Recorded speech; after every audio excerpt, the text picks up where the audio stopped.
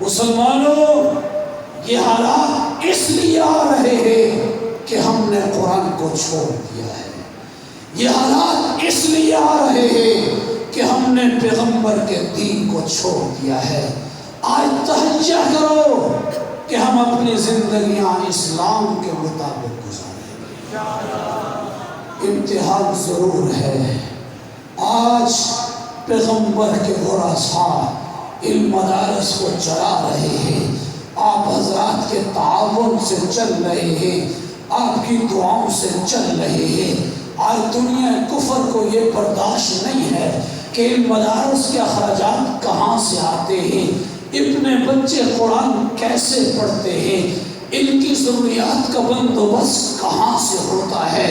بین الاقوامی سطح پر قانون سازی ہو رہی ہے، ضابطے بن رہے ہیں کہ ان مدارس کو قومی دھارے میں لانا ہے، ان مدارس کے اندر اصلاحات کی ضرورت ہے۔ ہم ملک کے قانون کے پاسبان ہیں، ہم ملک کے قانون کے پابند ہیں، ہم ملک کی پالیسی کے پاسبان ہیں، لیکن یاد رکھنا اگر کوئی قانون اسلام سے ٹکرائے گا، قرآن سے ٹکرائے گا، اس کو کبھی بھی برداشت نہیں کیا جائے گا۔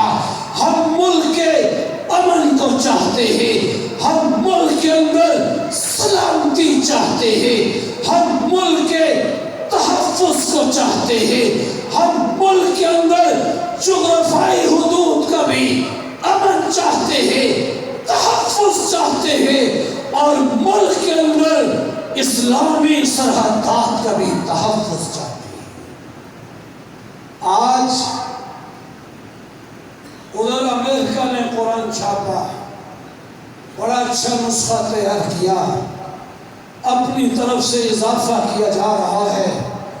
قادیانی میدان عمل میں ہے، عیسائی مشینری کام کر رہی ہے، کمیونسٹ سوشلسٹ متحد ہے، پوری دنیا کفر متحد ہو کر آج قرآن کو اس امت سے دور کرنا چاہتی ہے، اور امت تک قرآن پہنچنے کا واسطہ یہ مدارس ہے، یہ مکاتب ہے، یہ علماء ہے۔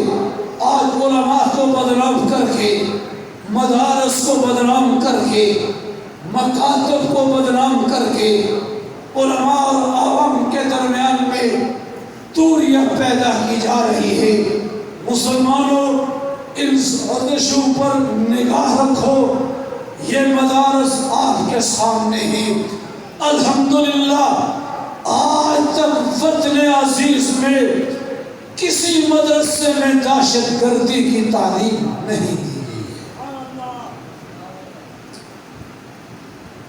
آپ کا کراچی، جس کو آپ منی پاکستان کہتے ہیں،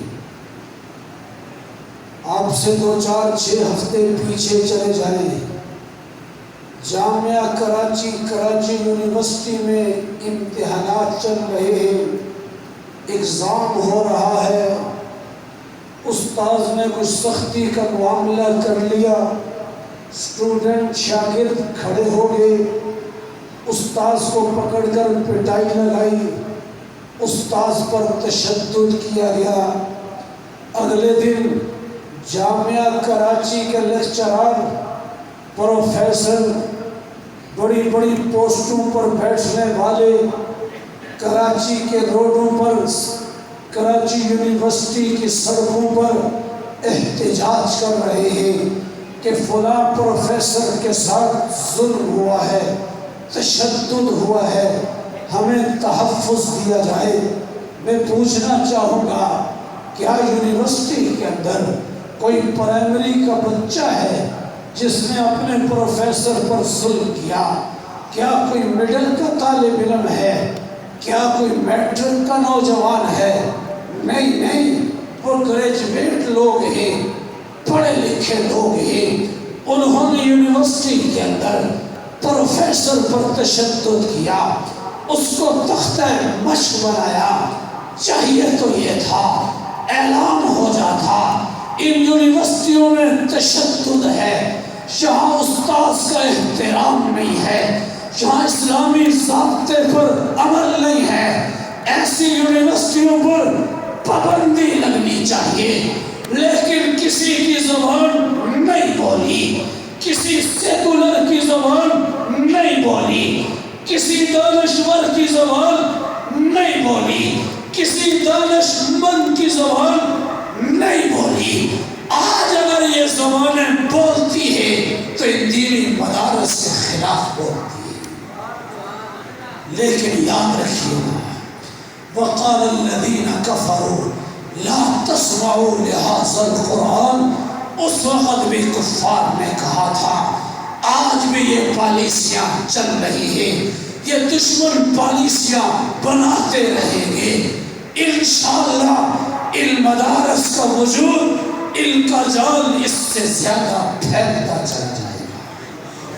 کیا خیال ہے آپ لوگ تعاون کریں گے؟ علم مدارس کو آباد رکھنے کی کوشش کریں گے؟ علم مساجد کو آباد رکھنے کی کوشش کریں گے؟ اسلامی نظام کے لیے علماء میدان میں ہیں، علماء کا ساتھ دیں گے؟ انشاءاللہ جب آپ کا تعاون ہوگا، جب آپ کی دعائیں ہوں گی، دنیا کی کئی طاقت اسلام اور اہل اسلام کو مٹا نہیں سکے گی۔ یہی علماء ہے، جب پیغمبر کی ناموس پر حملہ ہوتا ہے یہ میدان میں آتے ہیں، جب صحابہ کی ناموس پر حملہ ہوتا ہے یہ میدان میں آتے ہیں، جب شاعر اسلام کا مذاق اڑایا جاتا ہے یہ میدان میں آتے ہیں، جب مقدس ہستیوں کی توہین کی جاتی ہے یہ میدان میں آتے ہیں، جب اسلامی قوانین کا مذاق اڑایا جاتا ہے یہ میدان میں آتے ہیں۔ آپ کی مسجد کے منبر پر وعظ بھی کرتے ہیں، چوک پر احتجاج بھی کرتے ہیں۔ یہی علماء اسمبلیوں کے فوق پر جا کر وقت کے ظالم اور جابر حکمرانوں کی آنکھوں میں آنکھیں ڈال کر کے اعلاء کلمت اللہ کی جنگ لڑ رہے ہیں، پیغمبر کی ناموس کی جنگ لڑ رہے ہیں۔ سیدنا صدیق اکبر کی صداقت، حضرت عمر کی عدالت، حضرت عثمان کی سخاوت و حیا، حضرت علی المرتضیٰ کی شجاعت، حضرت امیر معاویہ کی سیاست کی جنگ یہی لوگ لڑ رہے ہیں۔ آؤ علم کے ہاتھوں کو مضبوط کرو، یہ ملک اسلام کے نام پر بنا ہے، انشاءاللہ یہ اسلام کا مرکز بن کر رہے گا۔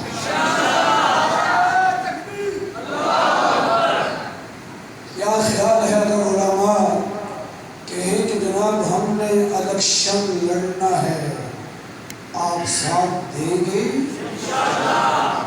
بہت مشکل ہے، بہت مشکل۔ میرا 5 وقت کا نمازی بھائی، تہجد پڑھنے والا، اشراق 4-5 کی تسبیحات میں رکھنے والا، بس جی ہمارا تو سیاست سے کوئی تعلق نہیں، ہم تو دینی سوچ رکھتے ہیں۔ بات سمیٹ رہا ہوں، تھوڑی سی توجہ۔ میرے اور آپ کے پیغمبر نے بیٹھ کر قرآن پڑھایا کہ نہیں پڑھایا؟ بولتے جاؤ، پڑھایا کہ نہیں پڑھایا؟ آپ نے صحابہ کو قرآن کا ترجمہ، اس کے احکامات بتلائے کہ نہیں بتلائے؟ پیغمبر نے اس دین کو لے کر لوگوں کے دروازے تک کا سفر کیا کہ نہیں کیا؟ دعوت و تبلیغ کا کام کیا کہ نہیں کیا؟ دینی مدارس کو قائم کیا کہ نہیں کیا؟ اعلاء کلمت اللہ کے لیے جہاد کے علم کو بلند کیا کہ نہیں کیا؟ جب یہ سارے کام دین کے کام ہیں تو اللہ کے پاک پیغمبر نے اسلامی ریاست قائم کی کہ نہیں کی؟ اب آواز ختم ہو گئی۔ پیغمبر نے اسلامی ریاست قائم کی کہ نہیں کی؟ اسلامی حکومت قائم کی کہ نہیں کی؟ اگر اسلامی ریاست کو قائم کرنا حکومت کو قائم کرنا، عہدوں پر لوگوں کو منتخب کرنا، دوسرے علاقوں کے لیے گورنر منتخب کرنا، اگر یہ سیاست دین کا حصہ نہ ہوتا تو کیا اللہ کے پیغمبر یہ کام کرتے؟ اگر یہ حکومت دین کا حصہ نہ ہوتا تو حضرت ابو بکر خلافت کو سنبھالتے؟ بولو تو صحیح ہے۔ میں سمجھتا ہوں میری باتیں کڑوی ہیں، لیکن بولو، عمل کرنا نہ کرنا الگ بات۔ حضرت ابو بکر خلافت کے منصب پر آئے کہ نہیں آئے؟ انہوں نے حکومت کی کہ نہیں کی؟ حضرت عمر نے حکومت کی کہ نہیں کی؟ حضرت عثمان، حضرت علی نے حکومت کی کہ نہیں کی؟ اگر یہ حکومت دین کا حصہ نہ ہوتا، اگر یہ حکومت پیغمبر کی سیرت کا حصہ نہ ہوتا تو صحابہ کرام یہ عمل نہ کرتے۔ العلماء ورثۃ الانبیاء، ان علماء کو پیغمبر نے انبیاء کا وارث قرار دیا۔ پیغمبر نے مدرسہ بنایا، علماء نے مدرسہ بنایا، پیغمبر نے دعوت و تبلیغ کا کام کیا، علماء بھی دعوت و تبلیغ کا کام کر رہے ہیں۔ جہاں جہاد کی ضرورت آئی، پیغمبر نے جہاد کے علم کو بلند کیا۔ جہاں جہاد کی ضرورت پڑتی ہے، دنیا میں علماء جہاد کے علم کو بلند کرتے ہیں۔ وہ پیغمبر نے اسلامی حکومت قائم کی، علماء بھی اس کے لیے محنت کر رہے ہیں۔ جس صوبے میں، جس جگہ پر ان کو موقع ملتا ہے، اسلام کی سربلندی کی جنگ لڑتے ہیں۔ جب یہ اسلام کا حصہ ہے تو 5 وقت کے نمازیوں، قرآن پڑھنے والوں، جہاد کا علم اٹھانے والوں، تبلیغ میں جانے والوں، آج وعدہ کرو اس میدان کے اندر بھی علماء کا ساتھ دیں گے۔ کیا خیال ہے، ساتھ دو گے؟ آپ کی اسمبلی کے اندر ایک قانون کے حوالے سے قرارداد آتی ہے کہ جناب، جس طرح پوری دنیا ترقی کر رہی ہے، پاکستان کو بھی ترقی کرنی چاہیے۔ اس ترقی میں سے ایک ترقی، جس طرح دنیا کے دوسرے ممالک میں جنس پرستی کی اجازت ہے، لہٰذا پاکستان کے اندر بھی ایسا قانون ہونا چاہیے کہ جہاں جنسی آزادی ہو۔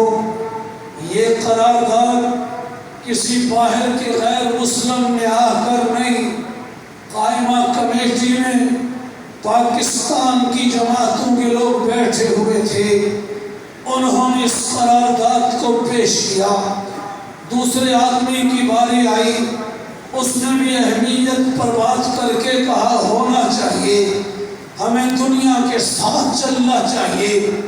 اسی قائمہ کمیٹی میں اہل حق کے نمائندے، قائد ملت اسلامیہ مولانا فضل الرحمان بیٹھے تھے۔ ان کی باری آئی، قرآن و حدیث کی روشنی میں دلائل کے انبار لگا دیے۔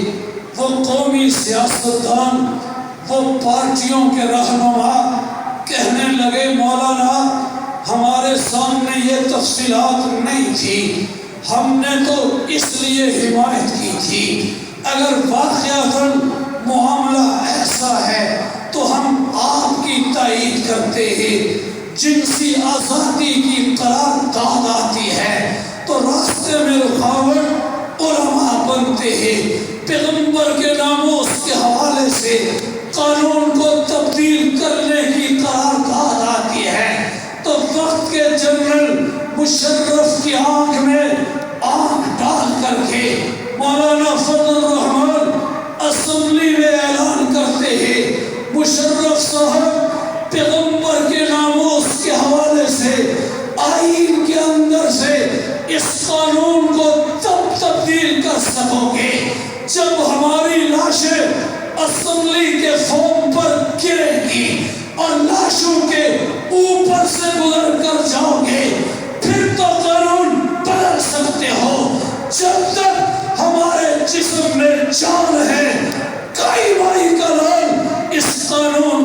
تبدیل نہیں کر سکتا۔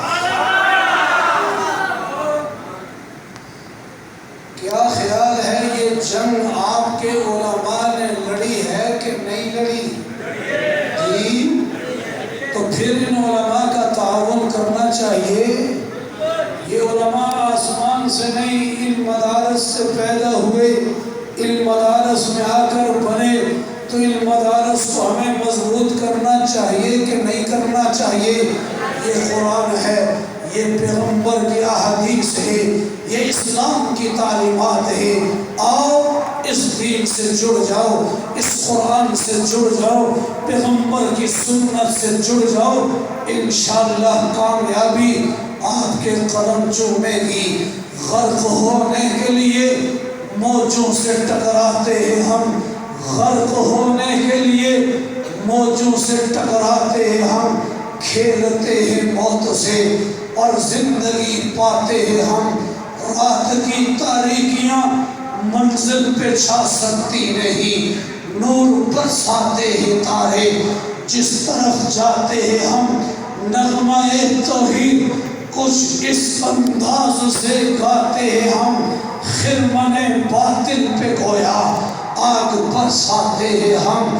فنا فی اللہ کی تہ میں بقا کا راز مضمر ہے، جسے مرنا نہیں آتا اسے جینا نہیں آتا۔ وما علینا الا